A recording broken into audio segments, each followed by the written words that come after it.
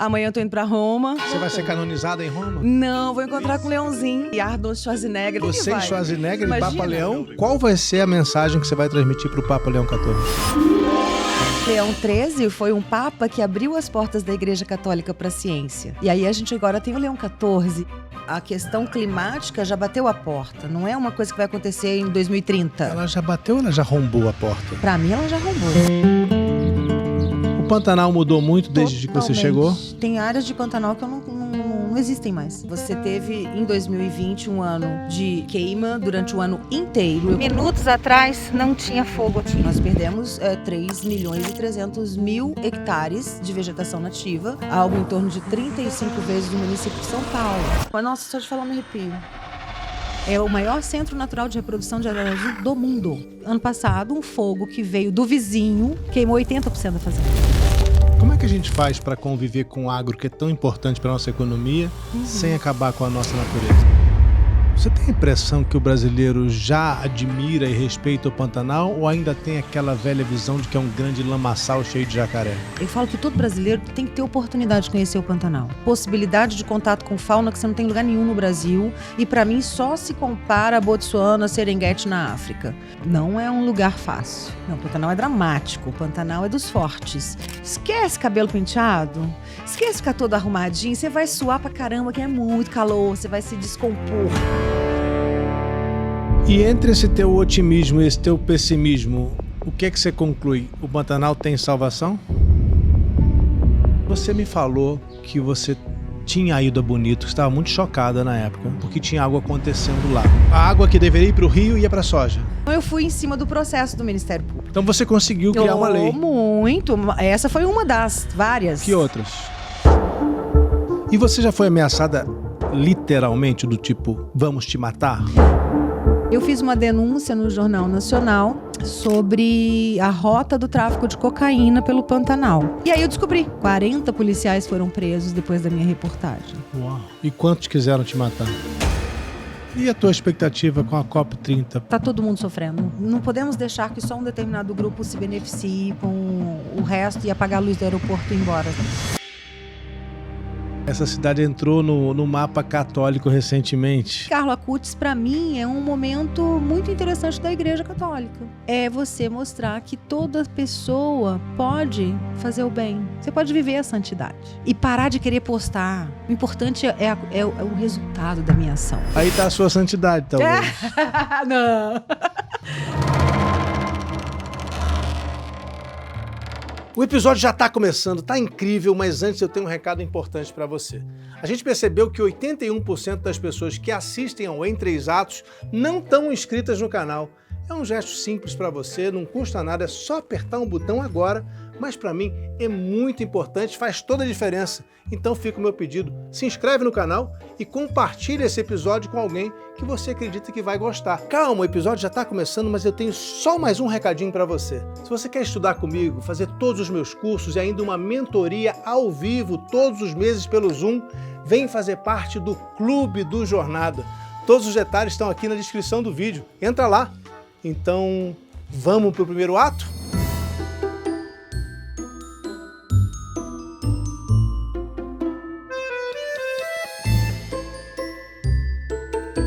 Minha convidada carrega em seu brilhante currículo o mérito inquestionável de ter apresentado o Brasil às maravilhas de uma região que por séculos foi vista com desprezo. Um lugar inexistente, como se toda a riqueza pantaneira fosse apenas um amontoado de lama, terra de jacarés. Sob o olhar da minha convidada, vimos um Pantanal diferente, impactante, maravilhoso e urgente. Pois além de mostrar belezas, ela nos revelou abusos, desmandos e um persistente desprezo pela natureza, como certa vez quando denunciou carvoarias ilegais pelas planícies que deveríamos e devemos muito preservar. Mesmo tendo nascido longe, no Espírito Santo, minha convidada aprendeu a falar a língua das plantas, dos bichos e da gente desse lugar para onde venho há quase 3 décadas fazer reportagens, contar histórias de uma gente que conhece o caminho das águas, das terras alagadas e dizem que também do céu. No programa de hoje, longe do nosso estúdio paulistano, aqui onde o Brasil é mais calmo e tudo é tesouro, onde a poderosa economia enfrenta necessidade de preservação, vamos ouvir histórias e memórias dessa que, pelo que a vida lhe deu, tornou-se uma filha do Pantanal. Cláudia Geiger, pode entrar.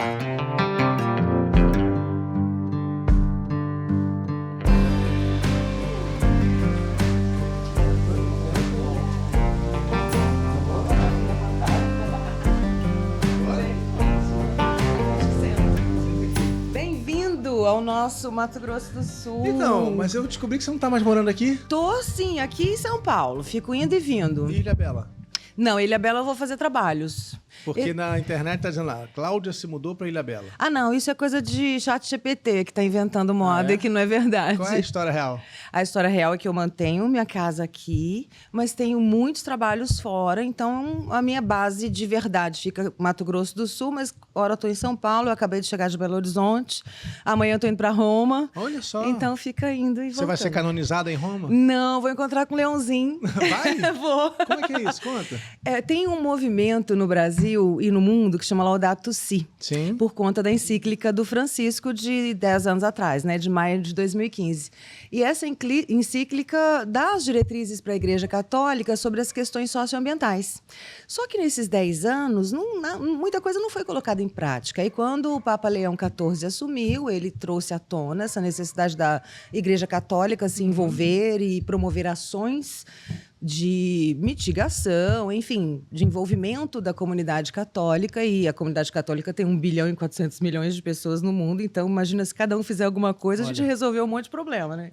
E aí esse encontro vai acontecer lá em Castelo Gandolfo, algumas poucas pessoas que não são do movimento foram convidadas, eu fui uma delas, jornalista brasileiro que eu saiba só eu e mais um, e aí vão ser 3 dias lá na Casa de Verão do Papa. E você e o Papa Leão XIV ali, Marina frente Silva a frente? Vai, Arnold Schwarzenegger, achei tão legal, eu não sei por que ele vai. Você e Schwarzenegger e Papa Leão e Marina, quanta gente diferente. I'll be back. Eu vou falar, voltei. Mas é justamente para discutir, para celebrar a Laudato Si, para traçar estratégias. O Vaticano vai mandar, a CNBB, né, vai participar da COP30. Eu dei uma palestra para bispos, padres, leigos, freiras, há um mês atrás, na pré-COP, justamente para eles se situarem bastante da situação socioambiental no Centro-Oeste. A minha parte foi falar de Centro-Oeste. E aí acabei sendo convidada. Mas peraí, acabei sendo convidada? Não, ninguém é convidado por acaso para um encontro com o Papa, com Schwarzenegger e etc. E Marina Silva. Por que você foi convidada? Porque, assim, eu sou católica, gosto de ter fé, gosto de rezar, tenho meu Pai Nosso, minha Ave Maria na mão aqui. E eu sempre trabalhei com a questão socioambiental, né, Rodrigo? Sempre defendi. E eu sempre defendi que a gente não tem que esperar apenas do macro, de uma decisão de Estado, de um tratado assinado, de um compromisso assumido pelos nossos governantes. Eu sempre achei e defendo e vivo isso, de que tudo tem que começar dentro da casa da gente. Então, você busca sustentabilidade, busca justiça socioambiental dentro da tua casa, do seu padrão de consumo, de como você trata o seu entorno, de como você consome, de como você lida com a natureza e com as pessoas. E a igreja tem esse preceito. E eu sempre falei com os meus amigos padres, bispos, arcebispos, falei, por que vocês não começam uma ação dentro da paróquia? Você já imaginou, Rodrigo, se cada paróquia cuidar da nascente próxima onde a igreja está instalada? Seria maravilhoso. Se fizer uma restauração na área de abrangência daquela arquidiocese, se cuidar daquela comunidade tradicional, daquele povoado indígena, seja um território demarcado ou não, para trazer a sustentabilidade, para trazer a oportunidade dentro de uma vida um pouco mais harmônica. Então, eu sempre fiz isso, e quem convive comigo sabe. Então, as coisas foram se juntando, igual um quebra-cabeça. Mas você está indo como representante do Pantanal? Ah, bem provável, porque eu estava falando 2 dias atrás, eu estava em um outro evento, que eu fui dar uma palestra em Belo Horizonte, que é um evento sul-americano, um congresso sul-americano de tecnologias para conservação. E eu sempre tratei a comunicação como algo muito importante dentro da ciência. Sempre treinei muito o pesquisador para saber falar o que ele está trazendo na pesquisa, para saber se comunicar com o jornalista. Às vezes há um distanciamento, né? Você já trabalhou tanto tempo, já fez muita reportagem como cientista. Às vezes eles têm um conhecimento maravilhoso, mas eles não sabem falar. Ou não sabem traduzir para uma linguagem simples. E aí esse encontro é um encontro de tecnologias, então você tinha desde aqueles que desenvolvem tecnologias para ajudar no monitoramento, para ajudar na pesquisa, até aqueles que fazem a pesquisa. E eu fui convidada para falar de comunicação. E eu sempre digo a eles que eles fazem a história. Eu conto a história. Então, tem gente ali que está salvando baleia, que usa bioacústica para saber o que os animais estão falando e o que isso impacta na comunidade ou então na espécie. Tem aqueles que usam as câmeras trap, usam os drones termais, que pela temperatura do corpo do animal eles conseguem identificar animais que você não conseguiria ver na floresta. E tinha de tudo. E eu falando de comunicação. Aí cheguei ontem. De onde? De Belo Horizonte. Aí estou hoje aqui contigo e amanhã vou para Roma. Olha só, mas eu queria saber o seguinte, qual vai ser a mensagem que você vai transmitir para o Papa Leão XIV? A primeira é o convite. Eu gostaria muito que ele viesse ao Brasil, porque ele trabalhou muito tempo no Peru, ele trabalhou muito com comunidades tradicionais, ele sempre foi muito atuante nesse olhar da questão socioambiental, e a gente precisa, no Brasil, buscar essa conexão. Porque o que eu sinto no povo brasileiro é uma desconexão de realidades. São bolhas. A bolha urbana de quem vive no Sudeste, nas grandes cidades, nos grandes centros econômicos. A bolha daqueles que estão afastados e nem sempre acessam. A bolha do segmento, por exemplo, do agro ou do segmento... Então, está todo mundo dissociado. E o que a gente precisa é de conexão. Porque ninguém é inimigo. Dissociado ou desinteressado? Eu acho que os dois, Rodrigo. Às vezes é dissociado, porque já está tanto tempo desconectado de natureza, desconectado de comunidades, que a vida vai levando e ela não presta atenção no seu entorno. E aí vem o desinteresse, porque quando você não conhece, você não se importa. É porque a gente vivendo em São Paulo, como eu estou vivendo agora, a gente não vê uma... Bom, vê algumas árvores, mas assim, você não vê uma natureza, você não vê natureza. E aí eu me esqueço também que existe. Claro que eu não esqueço porque eu procuro me lembrar, mas se deixar... Eu venho aqui para Campo Grande, onde a gente está agora, eu percebo, olha, que coisa maravilhosa. Você e eu não tenho mais voando? isso. Eu já vi algumas araras passando. É impressionante. E a gente realmente vai se desconectando. E você acha que é preciso fazer um trabalho de reconexão? Para mim a palavra é conexão. Porque quando você se dissocia daquilo que você faz parte, eu acredito no princípio da biofilia. O que é a biofilia? É você se integrar àquele ambiente, ao habitat, com todas as outras espécies que compõem aquele ambiente. Mas não que você nasce com aquilo. Você tem que levar a criança e levar para o parquinho perto da sua casa. E quando você vai na pracinha perto da sua casa, estimula seu filho a ficar observando, ver que passarinho que ele viu. Esse canto que você está ouvindo, você sabe que bicho é esse? Também não, vamos procurar. A gente tem hoje mecanismos na internet que você joga ali o canto de uma ave e vem a descrição de que ave é, onde ela ocorre. Então, estimular nas novas gerações o que os japoneses fazem como prescrição para a saúde, que é o abraço de floresta, que é o banho de floresta. Isso já está comprovado. No Japão, eles usam em postos de atendimento de saúde, eles prescrevem. Pelo menos 40 minutos de contato com a natureza, seja caminhando, seja num bosque, seja em um ambiente sozinho em que você escuta os sons da vida. Isso diminui a sua pressão arterial, isso ajuda a controlar seu índice de glicemia, isso ajuda a diminuir sua ansiedade, ajuda a resolver problemas que a gente tem hoje na humanidade, que são problemas de saúde mental. E o povo não faz porque acha que não tem. Quando mora num lugar cheio de concreto como São Paulo, acha que não tem. Gente, a maior reserva de água da Mata Atlântica fica menos de 40 minutos do centro de São Paulo. Guarapiranga? Não, você tem o Legado das Águas. Guarapiranga é uma reserva ali, que você tem a represa que fornece a água. Mas de onde vem essa água? Ela vem da Mata Atlântica. A Mata Atlântica produz água para 120 milhões de brasileiros. E você tem ali a Serra do Mar, que é uma reserva, é um parque estadual. Você tem o Parque Nacional da Serra da Bocaina, que também pega um pedaço ali. Então, as pessoas precisam entender que a natureza está muito perto dela. Às vezes, por morar na cidade, acha que não, mas está. A gente tem em São Paulo árvores do tempo do Império, que Dom Pedro I descansou embaixo. Ela tá viva até hoje. Tá lá, no meio de um monte de Onde construção. tem uma dessas pra eu ir lá? Você lembra? Cara, eu vou te passar depois pelo WhatsApp, que eu não lembro de cabeça, mas tem uma que são... Porque existe uma pessoa em São Paulo, que é um conhecido meu muito querido, que é o Cardim, ele é especializado em botânica, em planejamento urbano, em arborização, e ele fez um livro que se chama As Gigantes da Mata Atlântica. E aí ele pegou as matrizes, aquelas que estavam aqui antes dos europeus chegarem, em 1500, e uma delas está em São Paulo. Maravilhoso. É muito lindo isso. Então, assim, quando eu falo que é perda de conexão, às vezes a pessoa não se conecta porque não conhece. Então, eu não posso dizer que seja só o desinteresse. Porque quando eu falo isso para você, seu olhinho já brilhou. Do tipo assim, vou voltar para São Paulo, vou ver no WhatsApp onde é essa árvore, vou lá tirar uma foto. Porque a gente precisa comunicar. Por isso que eu tenho feito muito isso depois que eu saí da televisão. E no meu Instagram, nas palestras que eu dou, nas consultorias. Porque quando a gente...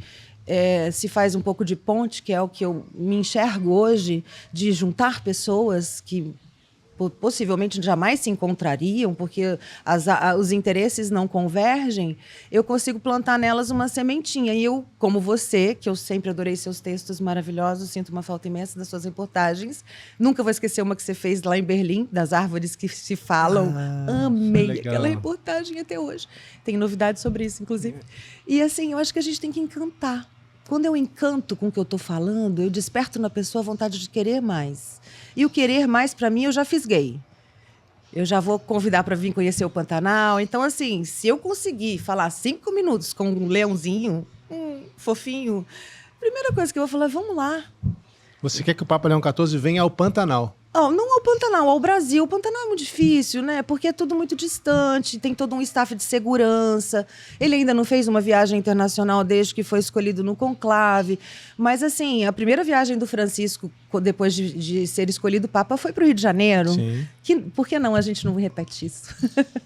Mas você tem uma mensagem que você quer que ele escute? Se você tivesse uma frase, se você estiver lá com o Papa agora e tiver 1 minuto para dizer para ele... Para dar um recado ao Papa Leão XIV. Qual é o seu recado para ele?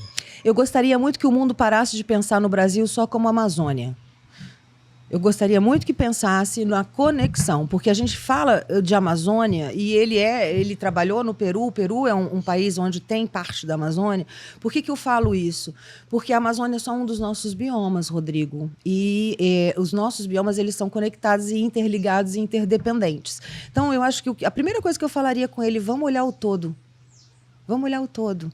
Vamos olhar o todo do padrão de consumo, da produção que a gente tem hoje no Brasil, que está esgotando os nossos recursos naturais, mas tem gente boa fazendo coisa sustentável. Então, a minha mensagem para o Leão é, vamos para o Brasil, mas vamos conhecer um Brasil que até os brasileiros não conhecem muito bem. Esse era meu ponto. Você tem a impressão que o brasileiro já admira e respeita o Pantanal ou ainda tem aquela velha visão de que é um grande lamaçal cheio de jacaré? Não, mudou bastante e isso mudou pela tragédia. Meus pais sempre falaram que a gente aprende pelo amor ou pela dor, né? Fiquei 26 anos fazendo muitas reportagens aqui para o Brasil e para o mundo, mas eu percebi que foi a partir de 2020, daquela grande catástrofe dos incêndios que a gente teve, que coincidiu de ser o período de pandemia em que as pessoas estavam em casa e acabaram tendo mais condição de assistir televisão, de consumir informação. E o Brasil e o mundo perceberam o tamanho da catástrofe.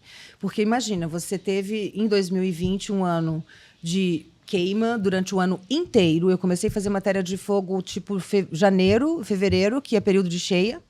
E estava queimando. Quando chegou em novembro, ainda tinha incêndio. Nós perdemos 3.300.000 hectares de vegetação nativa do Pantanal. Isso dá 1/3, algo em torno de 35 vezes o município de São Paulo. Então, você teve uma perda muito grande. E a última grande cheia que a gente teve no Pantanal foi em 2018. De lá para cá, não encheu mais. A maior planície alagável do planeta está secando. Está secando e a planta vai morrer. As plantas vão morrendo. Tudo. Morrer não necessariamente tudo. Você tem uma alteração de serviços ambientais prestados. O ambiente vai mudar. O que hoje é uma planície alagável, a maior do planeta, pode se transformar numa grande savana, que é o que os cientistas dizem. Porque o Pantanal, Rodrigo, a gente olha o Pantanal, a gente imagina que aquilo ali é cheio de água, né? Aquele monte de água, coisa mais linda. O Pantanal, a pluviometria pantaneira é menor do que da Caatinga. O Pantanal não produz chuva. De onde vem essa água? Da Amazônia, dos rios voadores. E aí você está reduzindo o volume de água dessa umidade que vem pela atmosfera e que cai em chuva no centro-oeste. A zona de convergência do Atlântico Norte também fornece essa umidade para a Amazônia, que depois junta nos rios voadores. E com o aquecimento dos oceanos, principalmente no hemisfério norte, você tem menos emissão de umidade, menos evaporação. E aí, fora isso, todos os rios do Pantanal nascem do Cerrado. E o Cerrado foi escolhido para sacrifício. Por que foi escolhido para sacrifício? Porque você tem um bioma que está no meião do Brasil e que já perdeu mais da metade da sua vegetação nativa e é onde está o avanço do agro e da produção. O agro está acabando com o Cerrado. Ah, sim, a gente sabe disso. E vai acabar com o Pantanal. Com o Pantanal e com tudo, não só com o Pantanal, gente. Nós temos das 12 principais bacias hidrográficas do Brasil, 8 têm suas nascentes principais no Cerrado. São Francisco, a nascente do Rio São Francisco está no Cerrado. Do Araguaia está no Cerrado. Do Rio Paraguai está no Cerrado. Como é que a gente faz para conviver com o agro, que é tão importante para a nossa economia, sem acabar com a nossa natureza? Tem muita gente boa no agro. Tem muita gente boa que percebeu que não pode matar a galinha dos ovos de ouro. Por que o Cerrado é interessante para a produção? Primeiro, plano. Bem plano, você tem como fazer agricultura de precisão, usar maquinário. Segundo, havia um regime de chuva perfeito, chovia na hora certa, na hora de plantio, na hora de encorpar, né, as lavouras, e a estiagem era justamente o período da colheita. Ou então tudo combinava direitinho. Com as alterações do clima do planeta, você não tem mais isso. Você já tem lugares que você não tem mais a chuva que tinha na mesma época, ou então vem tudo de uma vez só num evento extremo, ou então vem um vendaval com vento de 100, 120 km por hora, destrói tudo. Então, hoje, já a questão climática já bateu a porta. Não é uma coisa que vai acontecer em 2030. Ela já bateu ou ela já arrombou a porta? Para mim, ela já arrombou. Aqui, em Mato Grosso do Sul, semana passada, a gente teve um vendaval que destelhou tudo. A gente teve lá no interior de São Paulo, na fábrica da Toyota, não sei se você viu isso, que veio e caiu em cima da fábrica. Aquilo ali é um evento extremo. Uma chuva de setembro agora acabou com São Paulo, parou São Paulo. Exato. Rio Grande do Sul, ano passado. Por que o Rio Grande do Sul, ano passado, a gente teve aquilo? Porque houve um bloqueio atmosférico de calor em cima desta nossa região centro-oeste, um pouco do sul. A umidade da Amazônia que vinha distribuir a chuva no centro-oeste, no período de chuva, desviou pelo bloqueio, como se fosse uma bolha em cima da nossa região, desviou e caiu onde? Rio Grande do Sul, tudo uma vez. Então, se tivesse equilibrado, essa chuva seria distribuída. Então, quando eu falo que é possível a gente produzir, porque isso é importante, as commodities movem a economia brasileira, a nossa balança comercial, o mundo precisa de alimento, mas o mundo precisa de alimento a que preço, a que custo? É uma das coisas que vamos discutir nessa reunião, que vai ser falado nas igrejas, com o Papa e com todo mundo que estiver lá, porque não é só para a Igreja Católica, tem vários especialistas do mundo inteiro que vão participar desse encontro. Porque a encíclica de Francisco é legal de ler, eu até falo para todo mundo procurar na internet, porque ela é totalmente baseada em estudos científicos. Não é uma ideia do Papa que foi lá e pensou algo ligado à fé e à religiosidade. Não, é a ciência. E o mais interessante é que Leão XIII foi um Papa que abriu as portas da Igreja Católica para a ciência. E aí a gente agora tem o Leão XIV. Eu acho que para mim tudo converge. Na minha cabeça tudo está ligado, tem tudo conectado.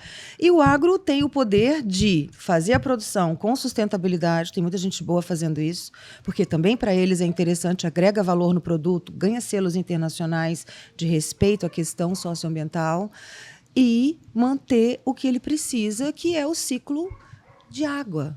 A gente precisa de água, Rodrigo. Muito, muito. Não sei se você reparou, eu sou bebedor de água do dia inteiro. Você também, né? Muito. E nem consigo imaginar o que é faltar um pouco de água. Eu ia te mostrar, você estava falando de 2020. Essa imagem aqui é muito chocante do que aconteceu naquela época, né? Ai, muito. O que você viu? Essa aí eu acho que foi atropelada. Foi atropelada? Foi atropelada. Ave Maria, essa foi atropelada. Tá vendo a estrada? Ai, não, esse aí não. Esse foi queimadinho. Eu vi tudo isso. A gente ficava assim... Que bicho é esse? Você sabe dizer qual é? Esse aqui é um mamíferozinho, mas eu não sei. Não sei mesmo se é um Mas coati. você viu vários assim? Nossa. Não só assim, Rodrigo. Ai, uma sucuri, tadinha. Não, é de surreal. Isso não é normal. Nunca. Porque algumas pessoas dizem, não, o Pantanal sempre queima. Ah, eu ouvi isso, Rodrigo, E eu ouvi aí? tanto isso. Como é que a gente responde a essa? Essa normalização do problema que leva o problema a conseguir o espaço para se perpetuar. Todo mundo falar que é normal. Essa sucuri, olha, só para vocês terem uma ideia, gente, essa sucuri é gigante. Ela devia ter aí, no mínimo, uns 4 metros pelo tamanho dela, pela grossura. Geralmente, a fêmea ela é maior do que o macho. Uma espécie dessa leva muitos anos para chegar na maturidade sexual e começar a produzir filhotinho. Então, quando a gente mata uma matriz, a gente sentencia um pouco aquela manutenção daquela espécie. Então, por exemplo, aqui atropelamento é uma coisa que aconteceu muito no Pantanal, que as pessoas não enxergavam e acontece até hoje. Na os época animais das fugindo queimadas. do fogo, você está vendo que tem um monte de fumaça. Os animais, a gente via os animais... Nossa, só de falar me arrepio. Os animais correndo, assim, desesperados e correndo para tudo quanto é lado, passava do lado das equipes de combate e nem via. Ou, às vezes, você olhava com aquele olhinho de desespero e aí corria pelo asfalto, carro passando, tudo, a visibilidade comprometida pela fumaça, passava em cima. Então, a gente teve perda direta pelo fogo, como esse aqui que você mostrou, que morreu queimado, esturricado, calcinado. E a gente teve perda, meu Deus, uma onça. Uma onça. Ah, eu não dou conta, Rô, não dou. Não dou, você sabe por quê? Porque a gente viu muitos desses animais que, quando foram resgatados pelos pesquisadores, pelos brigadistas, pelos bombeiros, eles mal reagiam, sabia? Eles não reagiam, porque eles estavam com tanta dor. Olha, a gente teve lá em Mato Grosso, no Pantanal do Norte, a Manaci, em 2020, mas depois a gente teve o Ousado. Os dois estão recuperados. A Manaci não pode ser reintroduzida porque queimou tanto, que queimou os tendões, queimou tudo, ela não ia conseguir viver na natureza. Derreteu as patinhas, derreteu tudo, partes moles, enfim. Manaci é o nome de uma onça? Uma onça. A gente dá nome porque a gente identifica, né, pelas rosetas. O Ousado, ele foi recuperado, graças a Deus, voltou e agora está faceiríssimo. Inclusive, ele tem um comportamento lindo de caça, que ele mergulha assim, ó, muito bonitinho, parece um peixe. Ele mergulha e dá um saltão assim para pegar. É só ele que faz. Até agora, os pescadores não encontraram outra onça que faz a mesma coisa. A gente teve o Jojo aqui em Mato Grosso do Sul. Todos morreram? Não, foram os que sobreviveram. Sobreviveram. Mas que sobreviveram 3, 4, sabe, Rodrigo? Quantos morreram, a gente nunca vai saber direito. Anta, cara. Eu vi anta com aquele bicho de 100 quilos atolado no meio porque o Pantanal tem tufa, né? Então queima embaixo da terra. Você joga água, apaga em cima e embaixo continua queimando. E aí a bicha pesadona pisava, ficava atolada naquele... Se queimando. Que horror. Uma lá na Serra do Amolar, os meninos, os brigadistas e os pescadores foram resgatar. Ela estava não queimada, que ela ia soltando. Não dava nem para segurar nela, soltava. Morreu? Ah, morreu. Morreu muito. Ai, meu Deus. Uma tristeza. Isso também você viu? Vi muito. Os macaquinhos subindo nas árvores para fugir do fogo? Alguns conseguiam fugir, outros não. Porque o que acontece? As pessoas acham que eles morrem queimados porque só queimados. Você tem várias situações. Os incêndios têm vindo numa intensidade muito grande, Rodrigo. É uma coisa de 5 minutos, 10 minutos. Você está aqui, de repente você ouve o crepitar e aí vem aquele fogo, aquele vento, fecha tudo, você não tem para onde correr. Aí esse é o primeiro problema, é o impacto imediato. O fogo passa lambendo tudo, queima todo mundo. Só que você ainda tem a fumaça tóxica. Que mata também. Muito. Animais e pessoas. Todo mundo. Então, por exemplo, teve onça resgatada que morreu aqui no Centro de Reabilitação de Animais Silvestres porque ela estava com todo o sistema respiratório comprometido.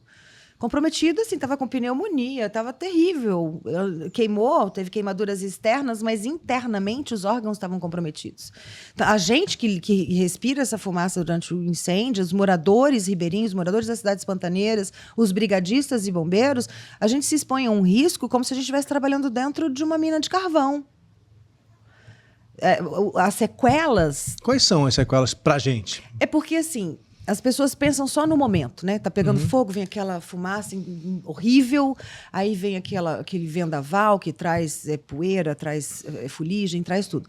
Só que nos incêndios há uma situação que não é visível aos nossos olhos, que é o seguinte: você tem uma floresta amazônica, você tem um cerrado, um pantanal, cujas árvores passaram décadas, séculos sequestrando carbono, que é uma dos serviços ambientais que a vegetação faz.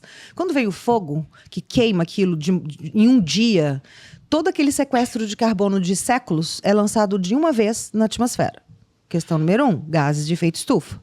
Então, o que a natureza levou séculos, milênios, sequestrando, regulando a nossa atmosfera, em uma semana de incêndio ela lança tudo de uma vez, porque queimou. De incêndio causado por nós. Por nós, porque no caso do Pantanal e Amazônia, 95%, segundo o IBAMA, dos incêndios são provocados por pessoas. Não tem nada de natural nesses incêndios. Muito raro. Existe raio que cai, mas isso assim é a exceção. A regra é o envolvimento humano. Às vezes não é nem intencional, às vezes a pessoa vai lá e faz um foguinho na beira do rio para queimar folha ou para espantar mosquito. Só que nós temos a gente trabalha com a teoria dos 30-30-30, que é temperatura acima de 30 graus, umidade relativa do ar abaixo de 30%, ventos com mais de 30 km por hora. Essa combinação 30-30-30 é a combinação da catástrofe para incêndios florestais. E é o que a gente tem vivido. Você está num momento aqui, você deve estar sentindo a umidade baixa, lá fora um calorzaço de 30 e poucos graus, e já está ventando, né? A gente está ouvindo. Então a gente está num clima... Nós estamos no momento crítico, que é o período de estiagem, que é julho, agosto, setembro. Pode ter incêndio a qualquer momento. A gente teve, esse ano, graças a Deus, está mais tranquilo, porque choveu um pouco mais e as medidas preventivas, tanto públicas quanto privadas, estão sortindo efeito. A Mato Grosso do Sul foi o primeiro estado a ter o protocolo de manejo integrado do fogo, que foi em 2021. Ano passado, o Brasil assinou esse protocolo para o Brasil inteiro. Que o que é o manejo integrado do fogo? É um conjunto de ações, desde a educação ambiental, a formação de brigadas civis, a preparação das brigadas públicas, a queima prescrita. Logo depois das chuvas, você queima áreas que vão acumular vegetação seca no período de estiagem, para você diminuir aquela vegetação e diminuir o risco de incêndios. Ou se o incêndio aparecer, surgir ali e acontecer, é em menor proporção, aí você consegue controlar. Então, é um conjunto de fatores que o Brasil... Houve alguma coisa de bom, então? Tem se feito bastante. Legislações novas, a lei do Pantanal. Mas lei a gente é bom, normalmente a gente não cumpre. O problema é cumprir. Mas aqui em Mato Grosso do Sul tem acontecido uma união de forças muito interessante, que eu fico muito feliz. O próprio governo estadual atual tem chamado os pesquisadores, as ONGs. Imagina, política lidar com ONG, era tudo mais ou menos... né? Agora não, vamos sentar, o que a gente pode fazer? Aí um fala, eu consigo ir até aqui, o outro eu consigo ir até aqui, mas isso aqui é essencial. Então está havendo um esforço no Estado e também no governo federal, um esforço muito grande, que é uma união de saberes. Você tem o saber que é produzido pelos órgãos públicos, você tem o saber da academia, o saber popular, porque a gente não tem mais tempo, Rodrigo. O ponto de não retorno já chegou. Na Amazônia já chegou, o Pantanal a gente está assim, porque, vou te dar um exemplo, tem fazendas de amigos meus, porque o Pantanal ele sempre teve período de estiagem, né? Sempre teve, o fogo faz parte do Pantanal, não dá para ficar fogo zero no Pantanal. Mas esse é o discurso de quem diz que não tem nada acontecendo. Não, você tem assim, é uma coisa que a pessoa precisa entender, é o seguinte, o Pantanal é uma mistura de biomas. A gente tem vegetação de cerrado, a gente tem vegetação de Amazônia, a gente tem vegetação de Caatinga, a gente tem vegetação do Pantanal e até algumas coisinhas de Mata Atlântica você encontra ali. É uma misturona. Só que o que acontece? O cerrado levou 65 milhões de anos para evoluir nas plantas que a gente tem hoje. E ele é adaptado ao fogo. Existem espécies de cerrado que só germinam depois que o fogo passa. Ou seja, o fogo faz parte da vida do Pantanal. Os indígenas chamam do fogo bom. Eu fiz uma entrevista uma vez com a Brigada Indígena Terena, do território indígena Terena em Miranda. Eles estavam apagando fogo, a gente estava apagando fogo, horrores no Pantanal, e eu fazendo matéria no Jornal da Globo. E aí eu virei para ele e falei assim, o que você fala do fogo? Ele falou, tem o fogo bom e o fogo ruim. Esse é o fogo ruim. Aí eu falei, como assim fogo ruim? O fogo ruim é o que chega e destrói tudo.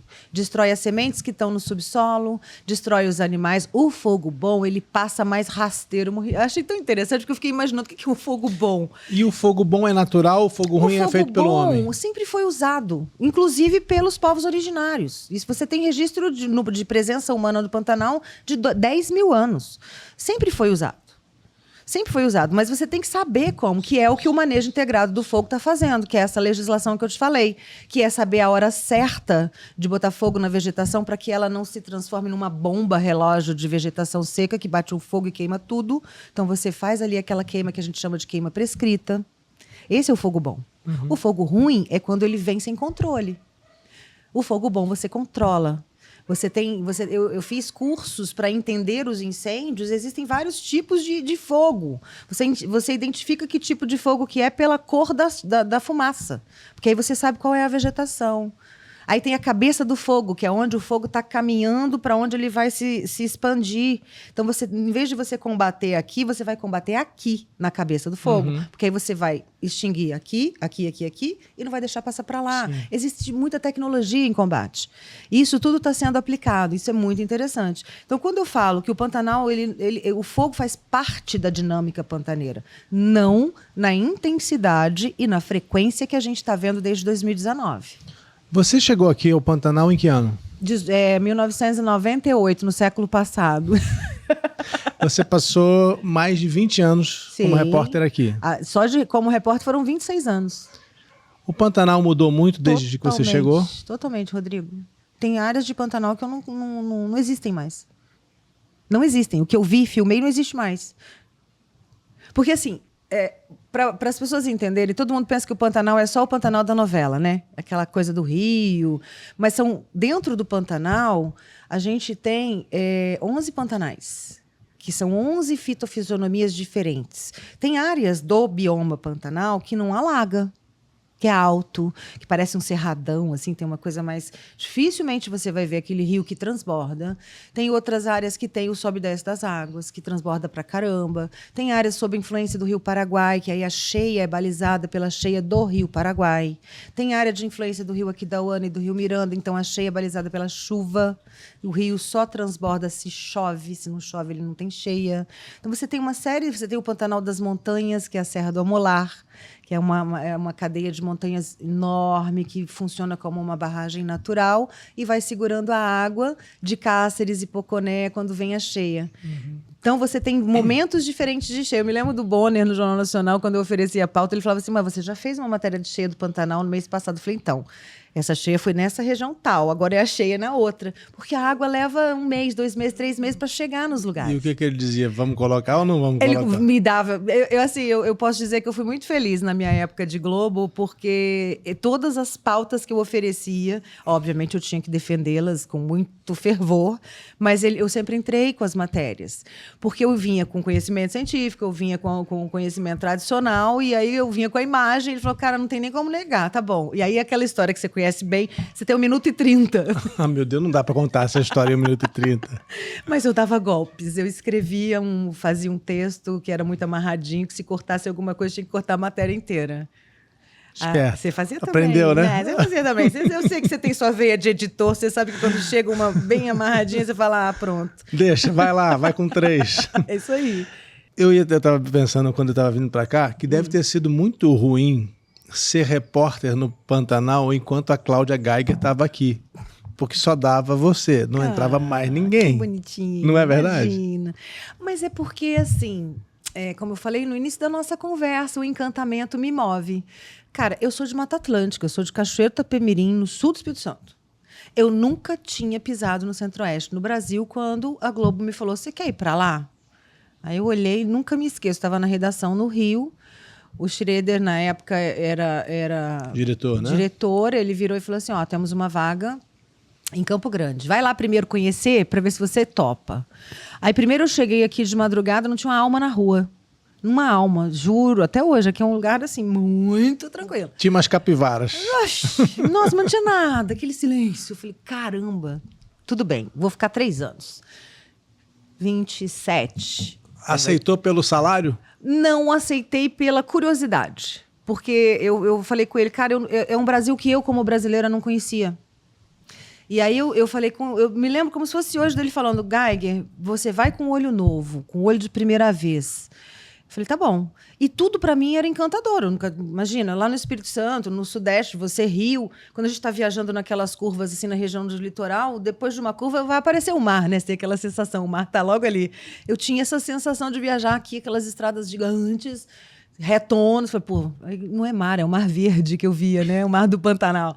E aí eu nunca tinha pisado, não conhecia Cerrado, não conhecia Pantanal, não conhecia Amazônia, que daqui a Globo acabou me mandando para fazer reportagens em outras regiões do Brasil. Então foi uma oportunidade pessoal e eu me apaixonei. O Pantanal, para mim, eu falo que todo brasileiro tem que ter oportunidade de conhecer o Pantanal. Por quê? Porque o Pantanal, primeiro, ele escolhe os seus. Não é um lugar fácil, não é um lugar romântico, que eu vou chegar... Não, o Pantanal é dramático, o Pantanal é dos fortes. E eu digo que ele escolhe os seus porque tem gente que não aguenta. No segundo dia já pede para sair. Primeiro que é tudo muito intenso. Você tem ali a possibilidade de contato com fauna que você não tem em lugar nenhum no Brasil. E, para mim, só se compara a Botsuana, a Serengeti na África. Que você vê aquela profusão de vida. Você está aqui, passa um bando de veados. Você está ali na estrada, atravessa uma onça pintada na tua frente. Você olha para a árvore, tem um monte de arara azul parecendo árvore de Natal pintadinho de azul. Você olha para um ninho, tem um tuiuiu. Então, o Pantanal é tudo ali ao alcance dos olhos. Diferente da Amazônia, que tem essa biodiversidade enorme, mas que, em função do tamanho das árvores e do próprio bioma amazônico, que é muito diferente, você quase não vê bicho. Sim. Pantanal, você acorda, você senta na porta, na varandinha, você olha, tá passando bicho na tua frente. Tem gente que não dá conta disso. Não gosta? Não dá conta. Não é que não gosta. Por que não dá conta? Porque o Pantanal te obriga a tirar os tampões do ouvido. Você está longe de tudo, você não tem barulhos urbanos, você não ouve carro, você não ouve nada, você só ouve os sons da natureza. Aí, à noite, aquele céu que parece que o firmamento vai cair na tua cabeça, que você consegue ver e fotografar a Via Láctea, aí você ouve os sons noturnos dos animais, da natureza. Tem gente que tem medo disso, tem gente que desconectou a ponto de achar que é perigoso. Óbvio, a gente tem que respeitar as outras espécies que convivem com a gente. Se você sabe que tem onça, você não vai sair andando a pé sozinho. Tem alguma coisa mais perigosa que o homem? Não é? Eu acho isso. Eu sempre falo que, para mim, o maior predador do mundo é o homem, não é o que a gente está vendo. Então, assim, o Pantanal, eu falo isso mesmo, porque eu conheço pessoas que tiveram crises, eu quero ir embora. Eu preciso ir embora. Sabe? Só faltou falar, eu preciso cheirar monóxido de carbono, porque também o ar é puro, entendeu? Então, assim, é um convite a mergulhar na sua essência, porque a gente faz parte de tudo isso, né? A gente é uma espécie num contexto de milhões, num planeta, compartilhando o mesmo espaço.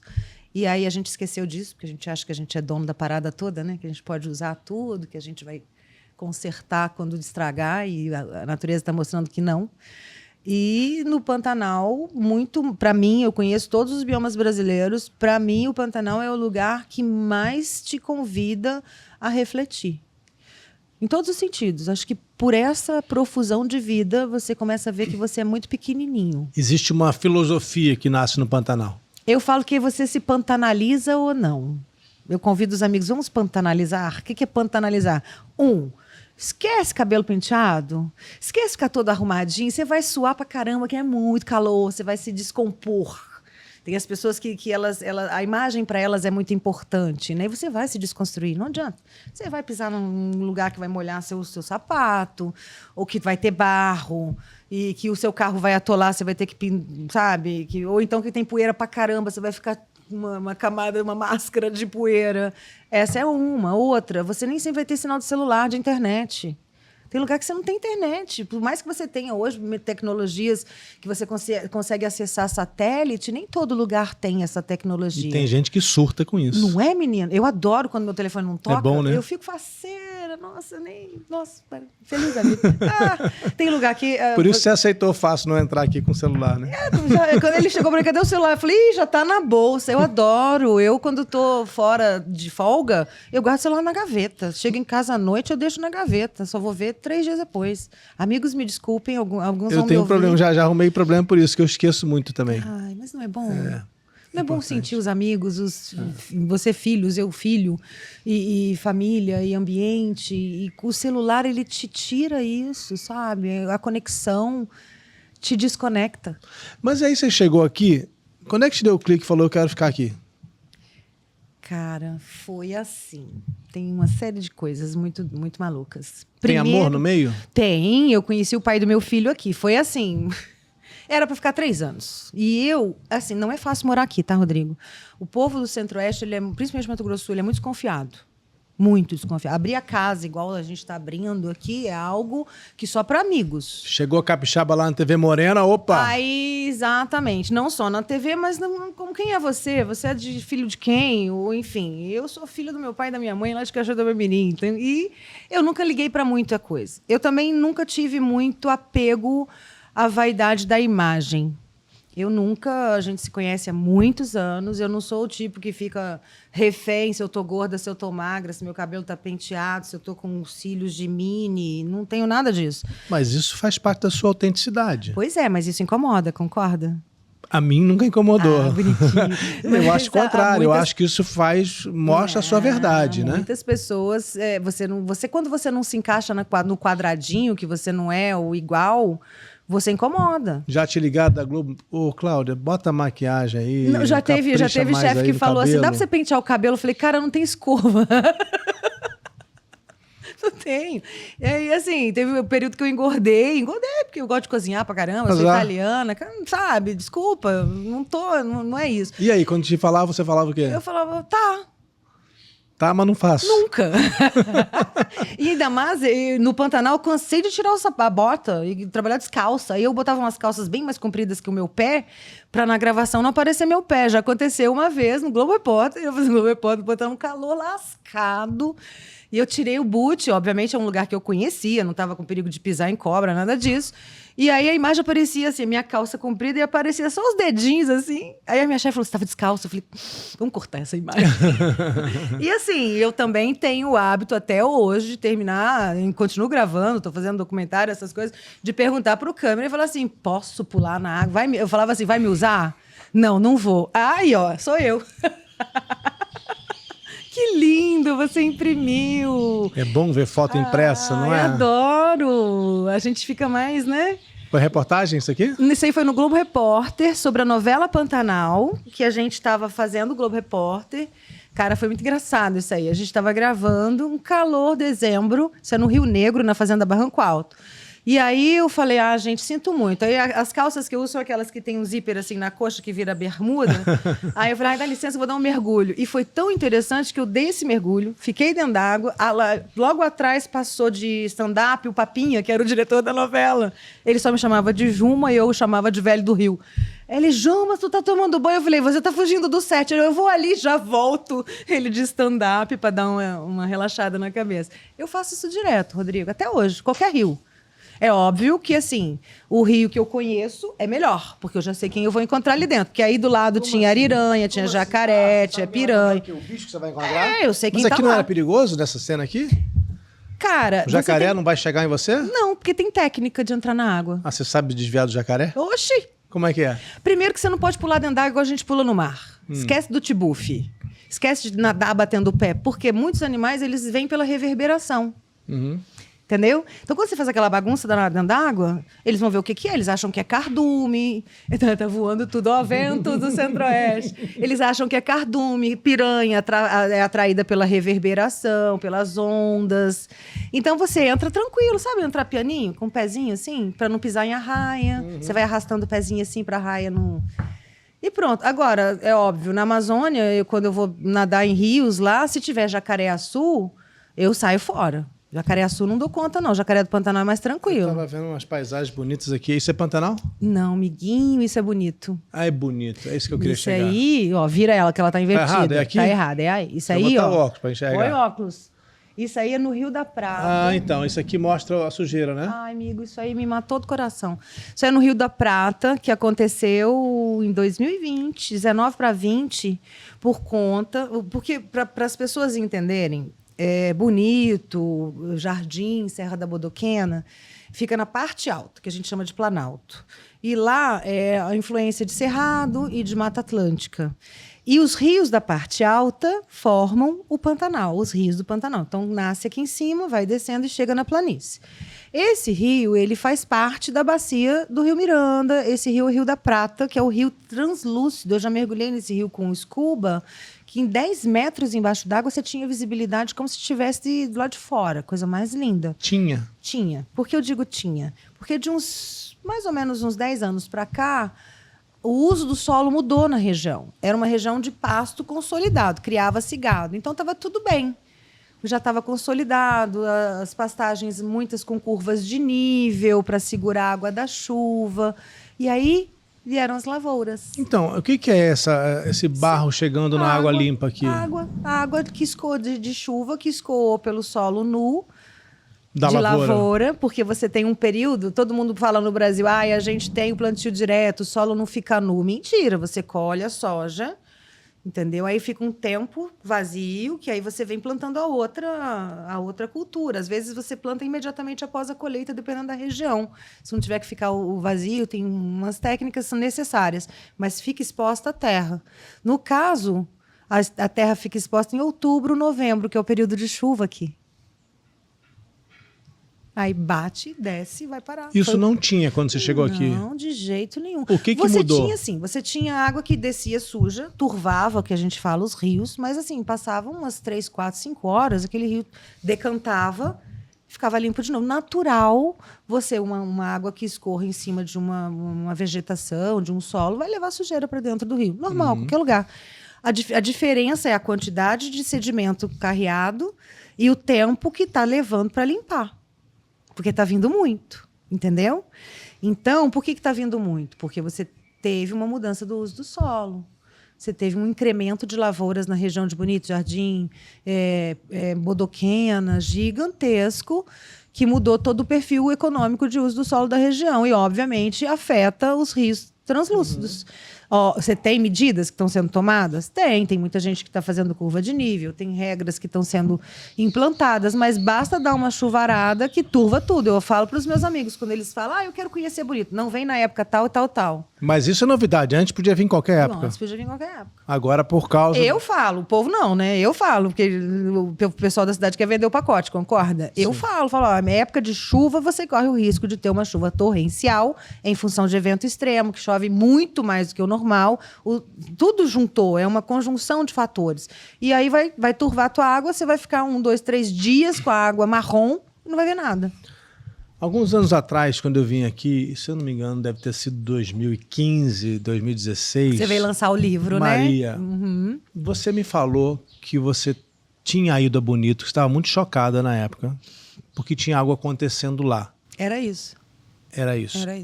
O que estava acontecendo? Estava acontecendo uma investigação do Ministério Público Estadual sobre a turbidez das águas e essa questão do uso do solo.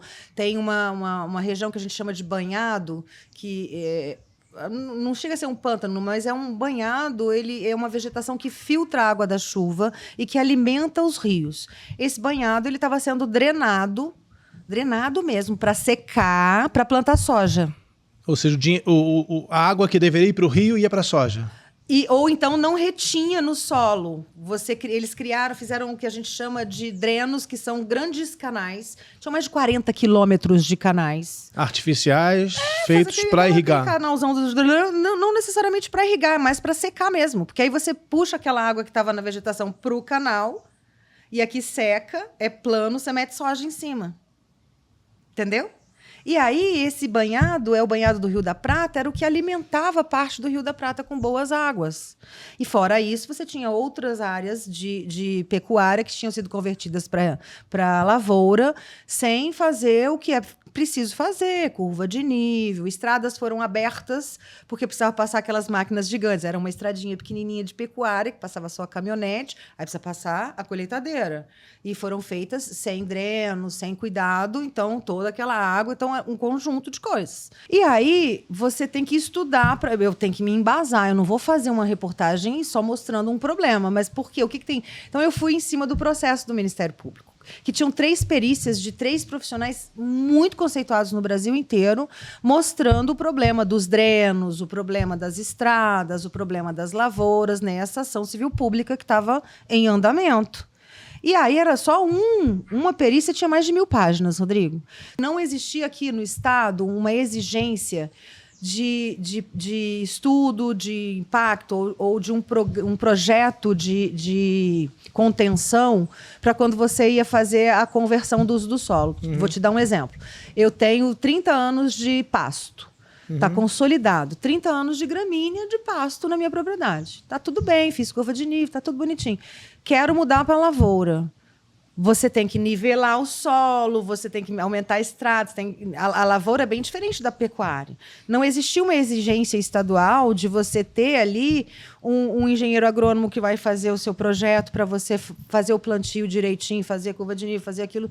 Não tinha isso. A partir da reportagem, foi muito interessante, a reportagem foi ao ar no domingo, a legislação estadual que exigia, no caso de conversão todo, um estudo, ela foi publicada, acho que na quinta-feira, antes da matéria. Porque eles já sabiam da matéria. Já tinha pedido entrevista ao governo do estado e mostrando o problema. Então você conseguiu criar uma lei. Muito. Essa foi uma das várias. Que outras? Nossa Senhora da Penha. Você denunciou carvoarias também. Começou, nossa carvoaria foi em 99, denunciei no Jornal Nacional, aí o governo do estado, por isso que eu falo que às vezes o poder público responde, sabe? É bom eles... quando sai, né? Quando publica. Quando tem aquela catracada.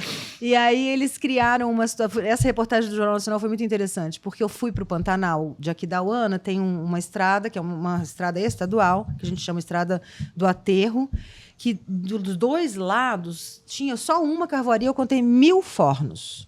Uma. Então Tudo ilegal? Não, autorizado. Por quê? Porque você tem que pensar que a legislação ela tem 2 lados, né? Muito maluco isso. Só que era um autorizado que não tinha fiscalização. Por exemplo, se autoriza 10, o cara põe 30. Se autoriza desmatar 2000...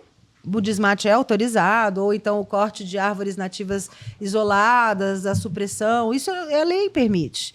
Você tem um determinado percentual que você tem que manter, né, na tua propriedade, dependendo do bioma que você está.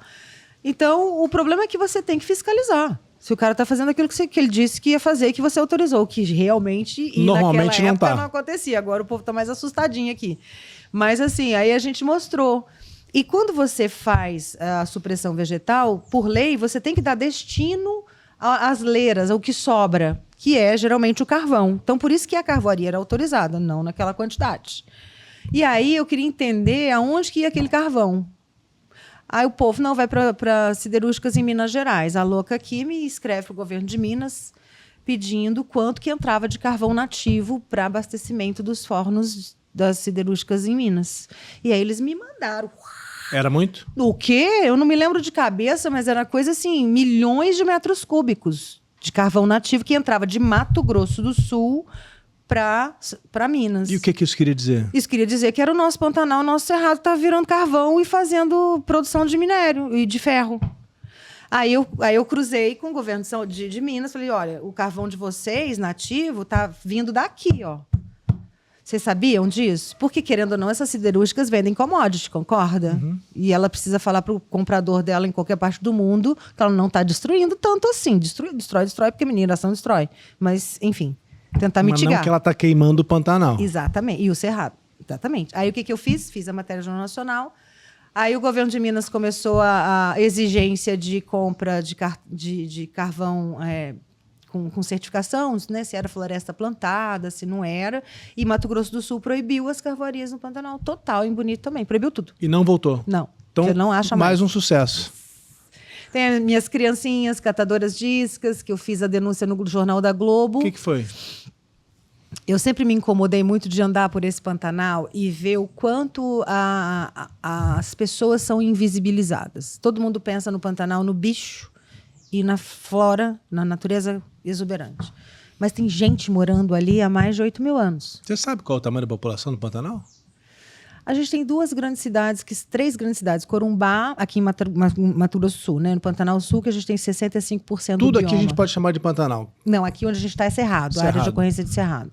O Pantanal começa de Aquidauana para frente, para cima, para Corumbá. Corumbá é Pantanal. No meião, totalmente. O Corumbá é o maior município, um dos maiores do Brasil inteiro.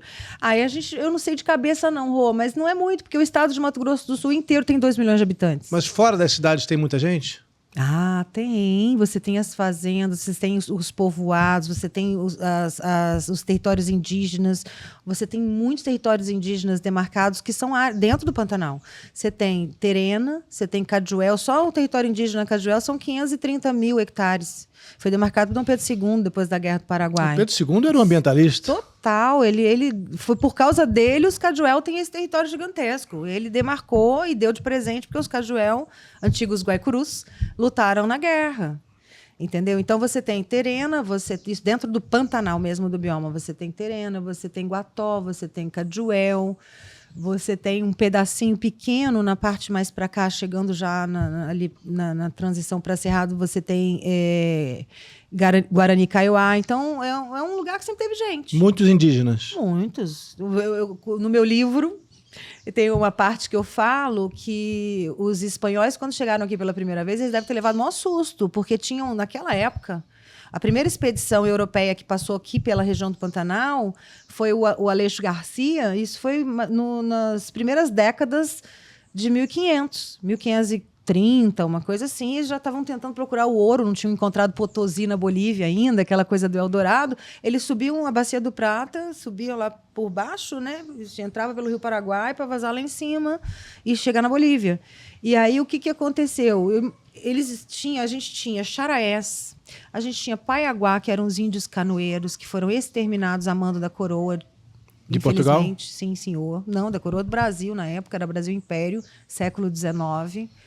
A gente tinha os Orejones. Exterminados. Todos exterminados. No Paiaguá, a gente não tem quase nada deles. Você está dizendo, então, que várias populações indígenas foram exterminadas pelo homem branco aqui? No Pantanal, sim. A gente teve o que chamou de Guerra Justa no século XIX, porque, assim, em 1700... ainda tudo isso aqui era Espanha. Vamos lembrar o Tratado de Tordesilhas, né? A coroa de Portugal era só o litoral, né? As capitanias hereditárias, o resto tudo era Espanha. Só que a gente teve a União Ibérica, que as duas coroas, Portugal e Espanha, se uniram.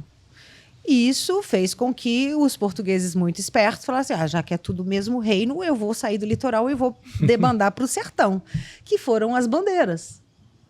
Que a gente começou com os bandeirantes vindo conquistar, e só que conquistar os jesuítas... e exterminar. E os jesuítas já estavam aqui. Um chegou por aqui, vindo do litoral, São Paulo, Rio de Janeiro, que são as bandeiras, e os jesuítas chegaram por aqui. Porque eles não vieram só para o Brasil, né? Eles vieram para o Paraguai, para a Bolívia, para a Argentina, e foram montando as missões, que na época eles chamavam de reduciones.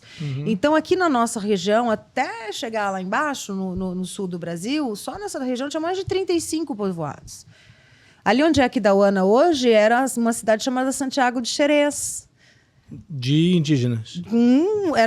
Você teve Itatim, que era um porto, e você tinha ali uma missão jesuíta, com indígenas que foram catequizados. Só que os jesuítas não conseguiram catequizar os Guaicuru nem os Paiaguá.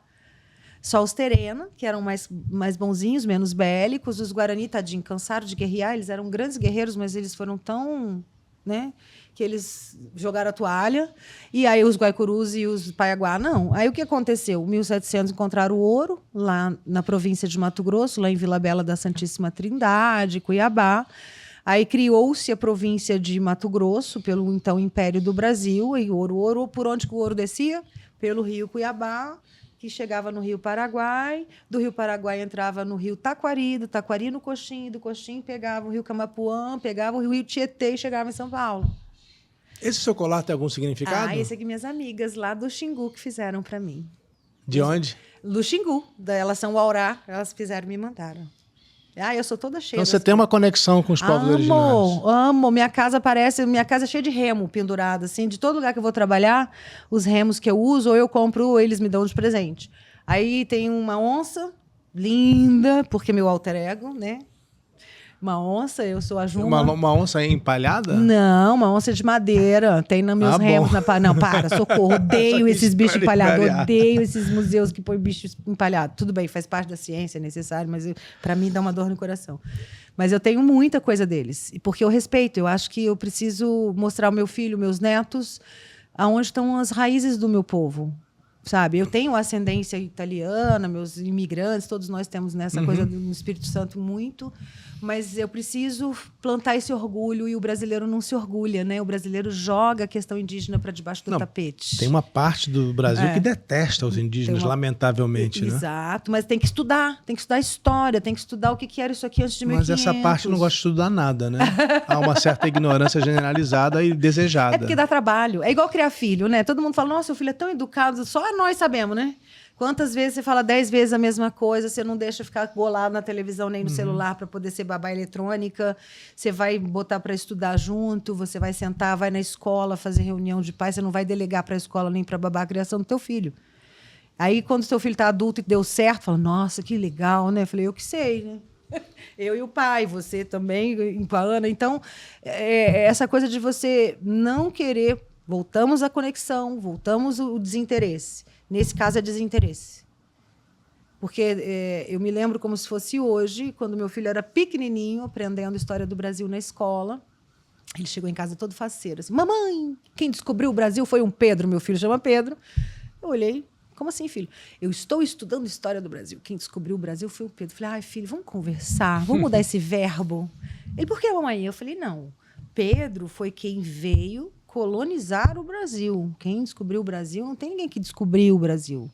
Antes da galerinha do Pedro chegar, você tinha aqui... Aí eu fui contando as historinhas para ele. Falei, outra, até chinês já passou no nosso litoral.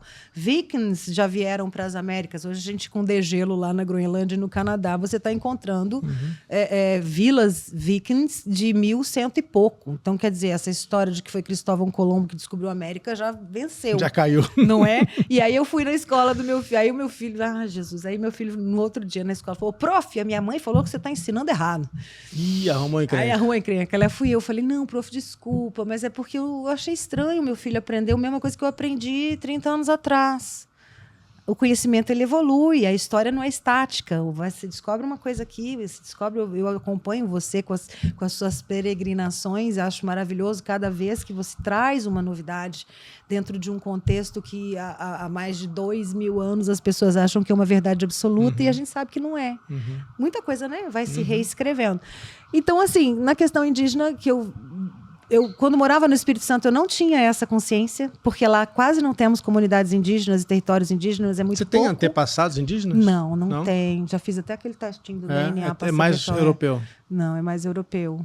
Mas eu acho que meu coração e minha alma já brandaram por aqui. Se existe reencarnação, não sei se as pessoas... Enfim, mas que eu acho que eu tenho um pezinho na floresta. Pé não, os dois, né? Eu acho. Eu já fui uma feiticeirinha. Ou alguém vai dizer as 4, né? Ou então, fui um bichinho. Eu acho. Porque, assim, para mim, não estou fazendo esse discurso com você porque a gente está conversando aqui e milhares de pessoas te acompanham e vão nos assistir.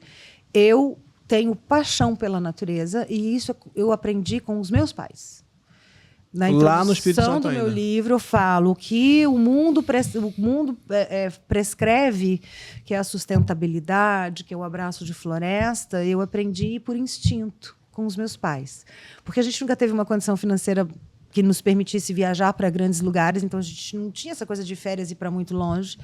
Mas o meu pai e minha mãe era assim, onde é que nós vamos no fim de semana? Ai, vamos acampar? Aí a gente ia acampar na praia, ou a gente ia fazer uma trilha na floresta, ou a gente ia pescar, ou no mar, ou no rio. E nisso meu pai e minha mãe, tá ouvindo isso? Ah, isso aí é um chororó, isso aí é não sei das quantas. Então, esse contato com a natureza me foi ensinado desde berço. Fiz o mesmo com meu filho, que hoje nem mora no Brasil mais, mas fim de semana passado fez uma trilha de 13 quilômetros numa floresta lá em Montreal. Ele mora no Canadá? Mora em Montreal. E aí tá fazendo doutorado lá. Qual a idade dele? O Pedro tá com 23, Olha. Rodrigo. Não, já tá fazendo doutorado, gente, químico. Mas assim, deu folguinha, trilha no meio do mato. Agora a preocupação da mãe é com o urso. Aí fala, não, mãe, eu tenho spray de urso. Eu falei, mas o spray é só de 2 metros. Você sabe que eu aprendi uma coisa sobre urso? É urso polar lá não, né? Lá tem vários, né? Lá tem em o cima, grizzly. talvez, né? Não, ele é mais o cinza e o preto, que é mais próximo dos parques, né? Que dão carreira na galera, Dá medo, né? Porque no Polo Norte eu aprendi quando eu fui lá que você leva uma arma com 6 balas, né? Que cabe na sua arma ali. 5, você tenta matar o urso se ele vier te matar. É autodefesa, tudo bem. A 6ª é pra você se matar se ele te pegar. Ai, jura? De tão cruel que é um ataque de urso. É insuportável a dor. Então, isso é uma prática disseminada na Noruega. Meu Deus, que de dó, tão né? pesado que é um ataque de urso. Eu sou louca do urso. Eu falei com o meu filho, né? Desde que ele já tem muitos anos que ele tá lá. Eu preciso, é uma necessidade. Ver urso em vida livre. Aí ele fala, mãe, você sabe que ele não é um pelúcia. Eu falei, mas eu quero. Nem que eu encontre uma pesquisa, peço o pesquisador para acompanhar, eu quero, antes de morrer, eu quero ver. Você vai ver, não vai? Urso polar, lógico. Eu quero um polar, eu quero um pardo. Lá em North Vancouver tem uma espécie que se chama Ghost Bear. Ele é uma cor, assim, meio cor de areia. Não é branco nem é cinza. Ele só corre lá naquela região. Também quero. E lobo. Até fiz uma tatuagem nova de um lobinho aqui. Tem alguma de onça? Ainda não, mas vai ser nas costas. Já até escolhi a foto. Um amigo meu, Luciano Candizani. Eu não fiz porque vai doer muito. Eu fico fazendo as pequenininhas até eu me acostumar com a dorzinha. Vai ter uma onça e vai ter uma arara azul. E você já foi ameaçada literalmente do tipo, vamos te matar? Não pela minha luta ambiental. Logo que eu cheguei aqui... Gente, isso foi em 98, no século passado. Eu fiz uma denúncia no Jornal Nacional sobre a rota do tráfico de cocaína pelo Pantanal. Naquela época, funcionava da seguinte maneira. Roubos de caminhonete no Sudeste, no Centro-Oeste, muitas vezes eles traziam a caminhonete, atravessavam o Pantanal com essa caminhonete e trocavam por cocaína na Bolívia. Entendeu? E para eles percorrerem esses 500 e tantos quilômetros de dentro do Pantanal, gente, o Pantanal você passa dentro das fazendas. Nem sempre é uma estrada pública, às vezes é a estradinha dentro da fazenda. Eles tinham criado, os ladrões de veículos, eles tinham criado uma sinalização. Eles pintavam nas porteiras, em algumas árvores muito próximas às estradas, setas. Azul era o que você seguia azul quando você estava na cheia. Se você seguisse aquelas setinhas, você não ia atolar teu carro, você ia vazar lá na Bolívia. E amarela na seca. Levando carro roubado. Carro roubado para trocar por cocaína. E aí eu descobri. Que havia um envolvimento de policiais de Mato Grosso do Sul, não necessariamente em escolta, mas às vezes em fazer vista grossa, em facilitar a vida da passagem desses carros. E na época, isso foi em 1998. Na época, se chamou o caso Doff. 40 policiais foram presos depois da minha reportagem. Uau! E quantos quiseram te matar? Eu não sei quantos, mas um chegou a verbalizar a ponto de eu fiquei um período com proteção, o pessoal da Polícia Federal. O que aconteceu? Foi um negócio muito assim, muito olho no olho. A gente estava no tribunal, eles estavam prestando depoimento, e essa determinada pessoa olhou no meu olho e falou assim: eu sei onde você mora. Na frente do juiz? Dentro do tribunal. O juiz não fez nada? Não, ele morreu depois do acidente de carro. O juiz? Pouco depois? Acho que foi 1 ano e pouco depois. E você associa os dois casos? Não sei, mas não é estranho. Não tenho provas, não posso dizer, mas ele morreu. Aí o próprio processo, quando chegou em última instância, deu nulidade, tiveram que fazer de novo, porque tiveram falhas processuais, os caras foram soltos, entendeu? Alguns eu encontrei na rua de novo, falei, ai meu Deus, da banda boa, da banda podre. Mas é isso que eu falo, Deus, meu anjo da guarda tem 200 asas, e eu sempre fui muito honesta, até com bandido, de olhar na cara e falar, ó, a matéria que eu tô fazendo com você, a parte que vai entrar do que eu tô gravando contigo é essa. Assim, olho no olho. E aí? Nunca me aconteceu nada. Nunca. Eu fiquei com proteção, aí eu era solteira, na época novinha, tinha acabado de chegar Morreu aqui. de medo. Cara, eu acho que Deus protege os ignorantes, as crianças e os bêbados. Eu acho que eu era ignorante, que eu estava chegando, eu nem sabia o tamanho do negócio de fronteira, eu não conhecia direito. E igual o Garnizezinho, né, braba pra caramba, eu falei, não vai acontecer nada. E realmente, eu acho que depois, inclusive encontrei o cara que me ameaçou na rua, anos e anos depois. E aí? Cobrou dele? Eu olhei na cara dele, falei, e aí, você vai me matar ainda? Ele olhou pra mim e falou, nada, Geiger, já esqueci. Encontrei na calçada. Esse cara não foi preso? Foi em várias operações de Polícia Federal, mas sempre foi solto. Não me pergunte por quê, não sei te responder. Nem eu vou perguntar. Acho bom. Eu me posicionava. Rodrigo, eu sempre me posicionei. Eu nunca aceitei. Eu larguei a minha terra, eu larguei a minha família lá em Cachoeira do Itapemirim, lá no Espírito Santo, para morar do outro lado do Brasil. Eu não vim à toa. Não vim passear. Se missão dada, missão cumprida, aquela coisa meio doida que os militares falam, eu sou assim. E quando eu conheci isso aqui, que eu vi isso aqui, eu falo, gente, o brasileiro, eu preciso contribuir para que o brasileiro conheça mais. Eu preciso compartilhar o que eu estou vendo, sabe? Que eu estou me encantando ou que eu estou me indignando. Eu não posso normalizar. Para mim, todos os assuntos eram importantes, não só a denúncia, sabe, Rodrigo? Até porque eu sempre busquei a luz no fim do túnel. Eu nunca gostei de fazer uma denúncia sem mostrar algo que poderia ser uma alternativa àquilo. E tem. Para todo problema, tem alguém que já está trabalhando numa solução. Para todo problema. E essa era a questão que eu queria te colocar. De tudo que você viu acontecer com o Pantanal, ainda tem salvação? Olha, nesse evento que eu estava em Belo Horizonte, o diretor do Museu da PUC, o Paproski, que é um biólogo, um pesquisador que eu adoro, ele falou uma coisa que me chamou muita atenção. Existe uma forma, acho que é norueguês, um pesquisador norueguês que descreveu os tipos de pessoas. Você tem o otimista utópico, que é o cara que está tudo azul, é o poliana, né? Tudo vai ficar maravilhoso. Tem o otimista racional, né? Que é aquele que, eu continuo lutando porque eu acredito que algo pode melhorar.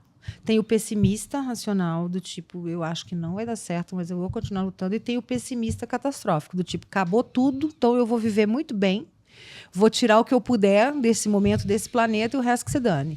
Eu fico oscilando entre o otimista racional e o pessimista racional. Porque há momentos em que... Racional, você erra o tempo todo. Não, porque há momentos que eu vejo gente lutando, trabalhando, pesquisa científica, o povo conseguindo fazer uma série de coisas, algumas leis que são aprovadas e governos atuando de uma forma interessante. Então, eu fico vendo instituições, associações de classe, eu vejo muito produtor, muito fazendeiro que está buscando fazer uma produção sustentável aqui mesmo, no Mato Grosso do Sul. Então, tem gente boa trabalhando.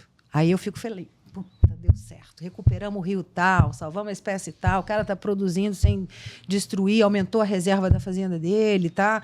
Criou o mecanismo de crédito de biodiversidade, que é para o cara não destruir, porque ali tem uma certa biodiversidade rica, então ele não destrói, mas ele ganha dinheiro por isso, porque eu acho muito importante o cara que preserva ser recompensado. Eu acho um absurdo na legislação brasileira o cara que preserva a área dele pagar o mesmo imposto territorial rural que o cara que detona tudo. Tem que ter um reconhecimento da galera do bem, entendeu? E aí, de vez em quando, você vê, aprovou a abertura e desmatamento de 20 mil hectares. Passa boiado. Passa boiado, que a gente ouviu muito bem. Dia do fogo, que começa a pegar fogo tudo no Pará, Mato Grosso do Sul, Mato Grosso, São Paulo. Aí você fala... Aí vou lá, fico triste, minha gastrite explode, meu cortisol vai lá nas alturas. Falo, ai, meu Deus do céu, vou mudar de país, não vou embora. Já pensou em ir embora? Oxe, 1.550.000 vezes. Por causa dessas coisas, da destruição. A gente tem o melhor lugar do mundo para viver, Rodrigo. É um lugar que você tem biodiversidade, que você tem água, você tem comida, você tem um povo que é trabalhador. O povo brasileiro é muito legal. Sabe? O povo brasileiro, em geral, a grande massa. E aí você tem os desvios de gestão, os desvios políticos. Ou então um povo que se acredita em verdades que recebe pelo WhatsApp e aquilo vira uma verdade absoluta e que mantém um discurso de ódio. Sabe? Você não é obrigado a pensar que nem eu.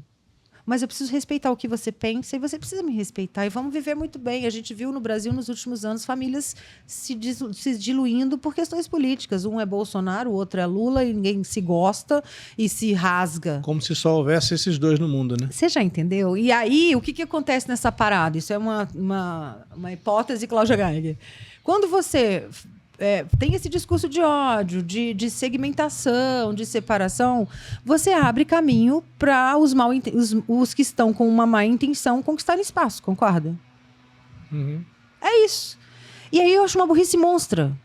Eu não posso aceitar que o meu povo não tenha raciocínio de saber que essa polarização tem uma razão de ser. para emburrecer o nosso povo. Não estou dizendo que você tem que ser A ou B, mas que você tem que ter um olhar crítico para aquilo que está acontecendo à tua volta. E entre esse teu otimismo e esse teu pessimismo, o que é que você conclui? O Pantanal tem salvação? Não do jeito que eu conheci. Não volta mais. A gente vai ter... Isso sou eu, tá? Não tem nenhum embasamento científico nisso. É uma questão de percepção. Porque assim, a gente não tem mais as chuvas que a gente tinha.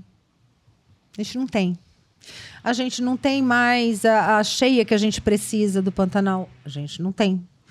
E você tem a perda de espécies. A pesquisa do Instituto Tamanduá, por exemplo, que é uma pesquisa que eu acompanho há muitos anos, a Flávia Miranda, ela tem o Órfãos do Pantanal, cuida dos filhotes de tamanduás vítimas dos incêndios e de atropelamentos. Então, fica lá 1 ano, 2 anos reabilitando o bichinho, coloca uma mochilinha com sinais para você monitorar, que eu acompanhei, né? Pelo menos 5 que foram reabilitados, soltos, aquele trabalheira, grana pra caramba para conseguir, morreram intoxicados por agrotóxico. No Pantanal, tá? Não foi nem no incêndio. Não. Sobreviveu ao fogo, sobreviveu à rodovia e morreu envenenado por agrotóxico. Pelo menos 5. Você entendeu aonde a gente está chegando? Então, o que eu digo com isso? O brasileiro e a humanidade como um todo precisa fazer uma escolha. Nós chegamos num momento de escolha. O que eu quero para mim? Qual é o legado que eu vou deixar para os meus descendentes? E é um legado, não é? Mas eu não tenho terra, mas eu não sou produtor, mas eu não sou industrial, mas eu não sou político. Mas você tem um poder de decisão nas suas escolhas, na educação que você dá para o seu filho. Então, qual é a escolha? De onde vem o alimento que você está comprando? Ele vem de uma área de desmatamento da Amazônia para criar gado? Ou do Pantanal? A comida que você come vem de uma produção do seu entorno? Você está fomentando uma agricultura familiar ou uma agricultura de larga escala que usa química? Ah, mas é muito caro comprar orgânico. Não, não necessariamente. Você tem um quintal lindo na sua casa. Rodrigo, quantas pessoas, seja de uma classe econômica mais abastada ou não, que tem um quintal que não tem um pé de couve? Eu tenho um amigo que é paisagista, ele fala assim, no século XIX, até o século XIX, era chique você ter pomar na sua casa, você plantar alimento. Aí veio aquela história de que o chique é a planta exótica. Aí você vê aquele quintal lindo, maravilhoso, um puta paisagismo, não tem uma jabuticaba. Você está entendendo? Eu penso assim, para mim, são pequenas coisas. E quando eu falo de Pantanal, que eu acho que não vai voltar, porque o Pantanal é uma bacia de sedimento. É uma grande bacia. Ela é dependente da Amazônia e do Cerrado. Não adianta você discursar e falar o bioma mais conservado do Brasil, que tem 80% do seu bioma conservado. Isso é muito relativo. Porque se você não tem a chuva que vem da Amazônia e a parte que forma os rios voadores da chuva que chega aqui é a parte sul e sudoeste do bioma inteiro e da floresta inteira pegando os outros países. Exatamente o arco do desmatamento. Eu estava lá agora, em Jacareacanga, que é sudoeste do Pará, exatamente de onde vem a água para cá. Correntão para a lavoura e um monte de draga no rio para tirar ouro. Você entendeu? Aí você anda no Cerrado, vai passear no Cerrado, você vê lavoura perder de vista, nenhum pé de árvore. Então, desse jeito, você está matando o Pantanal. Tem fazendas de amigo meu que, sei lá, 10 anos atrás, escavava poço na época da estiagem, o que é normal, sempre se escavou o poço no Pantanal, mas em 30 metros achava água. Na mesma fazenda, no ano passado, chegou a 190, 200 metros e não achou água. Você entendeu como é que o negócio é muito mais sério? É muito grave. Aí o povo vê, eu faço uma imagem do Pantanal, tô verdinho, aí pronto, o Pantanal se regenerou, né? Pois é, essa história de que o Pantanal se regenera é um pouco falácia, então. Total. Porque é uma recuperação relativa. Por cima. Não, é uma coisa assim, a gente que mora aqui, que tem eu falo que é o olhar com o olho de enxergar, né? Que você conhece aquela paisagem, passou o fogo, você quando volta, você vê que não é a mesma. Então você vai vendo o seguinte, você vê o ressurgimento de invasoras, que são espécies mais resistentes, então elas predominam sobre as outras. Você vê que não tem mais árvores, os paliteiros, porque queimou uma árvore, leva 30 anos para crescer. O manduvi, que é o principal ninho de arara azul, leva 80 anos para crescer. Não adianta, queimou, acabou. Vai levar 80 anos. Se você plantar, né? Porque não tem mais semente. O banco de semente embaixo do solo queimou. Virou cinza. Que horror. Sim, queimou. Mais de 1 metro para baixo da terra. Então não dá para ter otimismo. Não dá. Só que o povo acha lindo porque tá verde. Verde de quê? De capim. Você entendeu? Você não tem a biodiversidade e nem a prestação dos serviços ambientais que aquele conjunto de espécies fazia antes do fogo.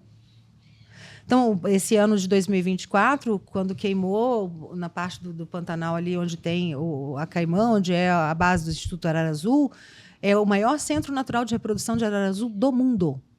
E é sensacional, porque o dono da fazenda é super parceiro do pesquisador. O Roberto Clabin abriu as porteiras para a Neiva há 37 anos. E do tipo assim, pode pesquisar o que for, eu te dou o suporte que você precisar. Isso é sensacional. O cara é dono da fazenda, abriu a porteira e hoje é o maior centro de reprodução do mundo. Ano passado, um fogo que veio do vizinho queimou 80% da fazenda. 80%. A Neiva teve que, junto à equipe dela, catar o manduvi, que é aquele coquinho que a arara azul come, em outros lugares que não tinham queimado, para oferecer para as araras durante meses. Mas muitas morreram. Morreram, a arara não morreu porque elas conseguiram voar. Foram para as fazendas vizinhas que não pegaram fogo. Mas interferiu na reprodução, né? Porque você perde ovinho, você perde filhotinho que já estava nascendo. E o problema não é na hora do fogo. É isso que as pessoas não se tocam. O problema é depois. O fogo passa e queima e mata. Mas quando o fogo termina, não tem comida. Então, predação. Começaram a nascer os filhotinhos, predação. Os bichos subiam nas árvores para comer. Macaco comendo. Bicho que nunca entrou dentro de ninho de arara azul estava entrando para comer, porque não tinha comida. Comer ovo ou comer filhote? Comer ovo, comer filhote. Aí, além disso, você tem um impacto nas espécies que é um impacto biológico. Isso é muito doido, que você não vê. Você não vê. Então, por exemplo, vou te dar o exemplo da arara azul. Desde os incêndios de 2019, estão nascendo filhotes que estão com a imunidade afetada, eles são mais frágeis, alguns desenvolveram uma ferida na cloaca e morrem por causa disso. É fogo. Isso 2019, tá? Nós estamos em 2025. Aí você tem a ariranha, que perdeu o ano reprodutivo por causa do fogo. E aí, quando você perde o ano reprodutivo, você atrasa em 10 anos a espécie. É uma tragédia. É uma tragédia. Você tem a anta. A anta, a gestação dela é de 2 anos. O tatu canastra, ele leva 6 anos para chegar no início de reprodução. Aí tem um filhotinho a cada 3 anos. E morreu debaixo da terra, você nem viu. Você entendeu? Onça, esse ano do fogo desse ano, do ano passado, né, de 24... Onça corre pra caramba. É a coisa mais bonita de ver aquele bicho correndo. Ela não conseguiu. Teve uma onça uma onça conhecidíssima da gente, que a gente viu nascer, monitorada pelos pesquisadores, que morreu cercada pelo fogo. Não conseguiu escapar. Virou, esturricou. Então, o que eu quero dizer é que a gente não pode ter um olhar só para quando a tragédia está aos seus olhos, está diante de você. A gente já está vivendo a impressão digital humana na devastação. E aí cabe a nós tomar decisões. Quando eu digo que eu não acredito que eu verei um Pantanal de novo como eu vi, não vou ver. Nem meu filho, nem meus netos. Não vou. Amazônia, mesma coisa. Estou voltando de lá agora, do Pará. Lugares lugar que eu conheci que tinha aquela sumaúma gigante, que tinha angelinhos gigantes, agora chão. E a tua expectativa com a COP30? Tem algum significado? Tem duas coisas que ali? eu gostei muito. 2 coisas. Uma eu fiquei sabendo agora, recente. Bom, nem sei se já pode falar, mas eu vou falar, porque quem me falou foi o presidente do IBAMA, o Rodrigo Agostinho. Então, se ele falou que a gente tem 2 COPs, né? É a COP da biodiversidade e a COP do clima. A que está acontecendo lá em Belém é a COP do clima. A da biodiversidade aconteceu o ano passado, da última vez foi na Colômbia, se não me engano, depois tinha sido no Canadá. E são distintas, tá? A galera que vai para cá nem sempre é a mesma que vai para cá. Só que eu não consigo pensar em clima dissociado de biodiversidade. Ninguém consegue. Pela primeira vez na história dessas 2 COP, todo o grupo aceitou incluir a biodiversidade na COP do clima. Vai ser em Belém. Isso é um avanço gigantesco. Porque na Carta do Brasil, né, da COP30, já vão ter algumas decisões, espero, ligadas à biodiversidade, o que antes só acontecia na COP da biodiversidade. Quais são as principais que você espera? E a gente precisa muito... Aí vem a segunda boa notícia, que é o fundo que o Brasil criou, que é o TFFF, que é um nome horroroso que eu não consigo falar, de 1 bilhão para as florestas tropicais. Não só brasileiras, mas para as florestas tropicais. Aí todo mundo vai perguntar, mas por que floresta tropical e não outros biomas? Porque a floresta tropical é reguladora de clima. Ela produz a água da chuva que chega para cá, não é o pulmão do mundo. Então, quando você cuida da floresta tropical que não é adaptada ao fogo, voltamos ao cerrado, que é adaptado ao fogo, savana, que é adaptada ao fogo, Pantanal, que tem uma certa resiliência, não tanto. Então, você tem que cuidar da que fornece o quê? A água. Então, são 2 caminhos que o Brasil está seguindo que eu acho que me deixou encantada e que eu acho que a gente vai conseguir avançar. Mas eu acredito que a gente precisa, na COP30, ser um pouco mais realista nas nossas metas, né? A possível ausência dos Estados Unidos pode ser algo muito complicado, né? Mas mesmo que venha já está ausente, né? Há muito tempo, né?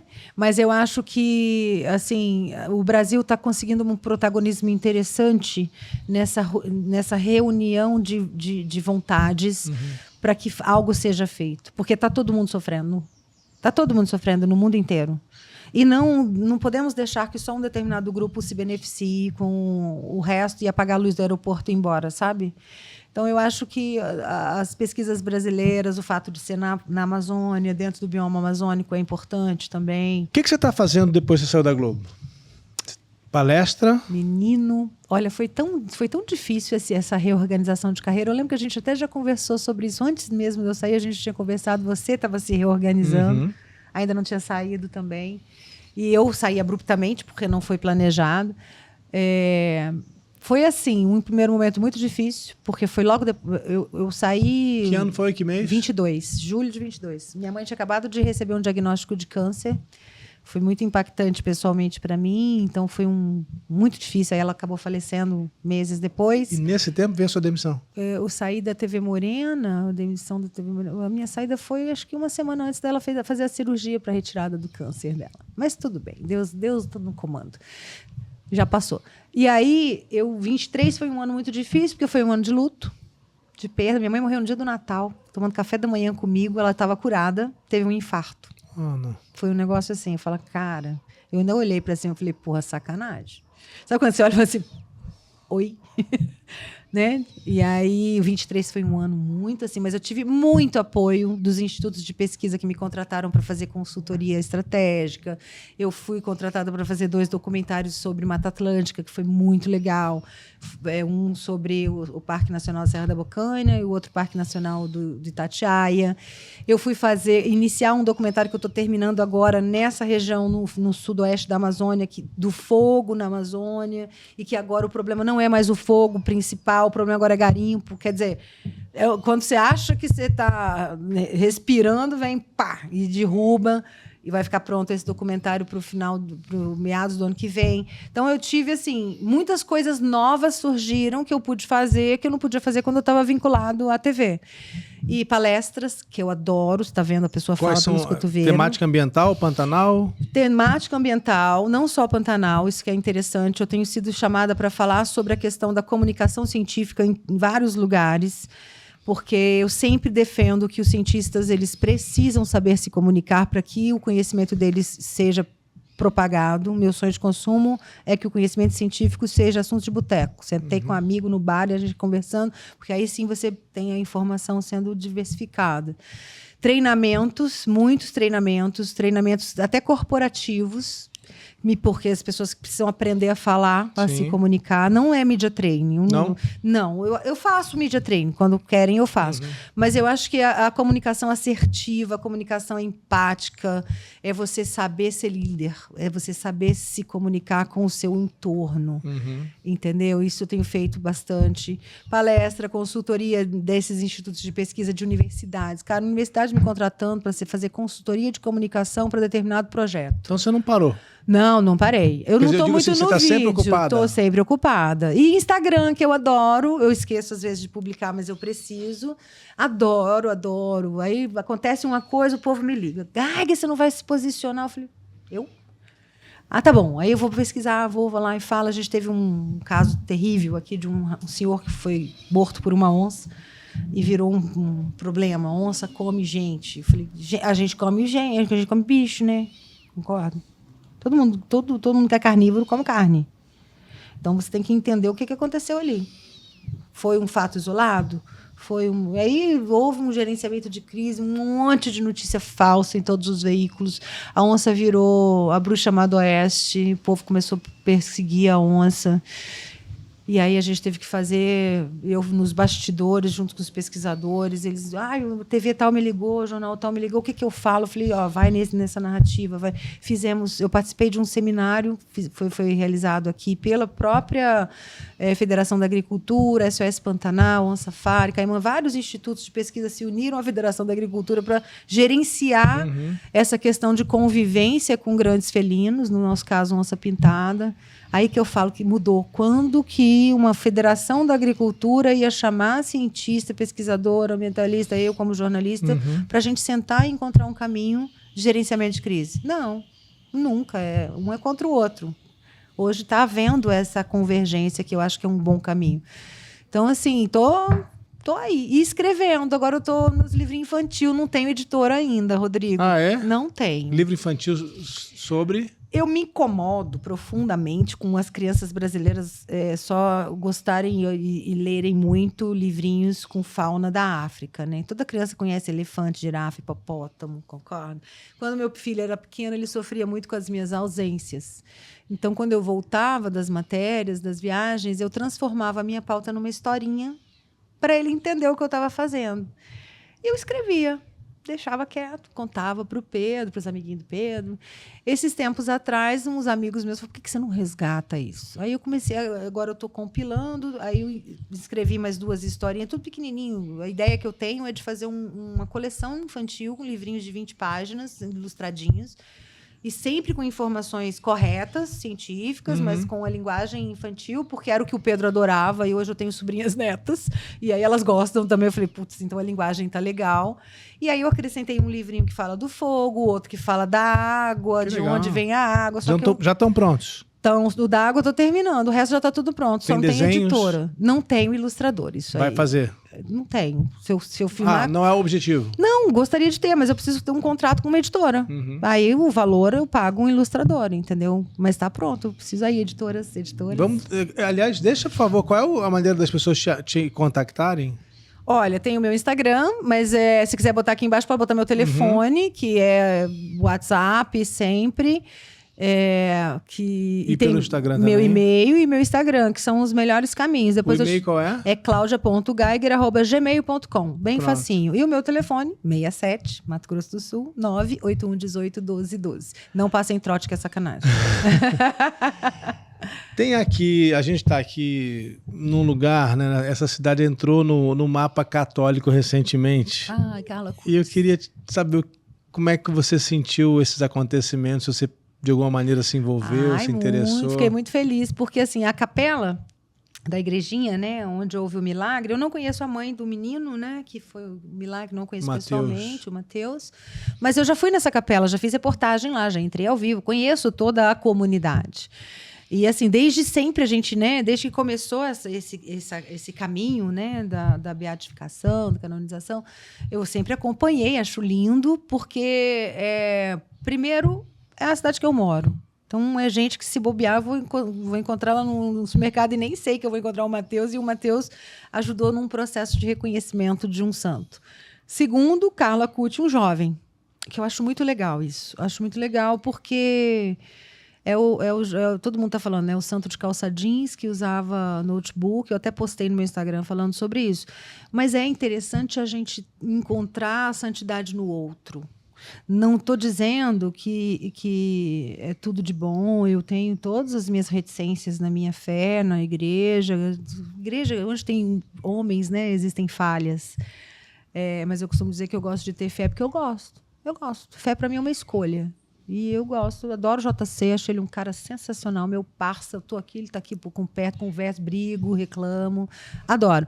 E Carlo Acutis, para mim, é um momento muito interessante da Igreja Católica. Porque não foi só ele, né? Foi o outro também, o Beato Pierre Jorge Frassati, que também era um jovem, que no jeito dele corria atrás das coisas que ele acreditava e era caridoso.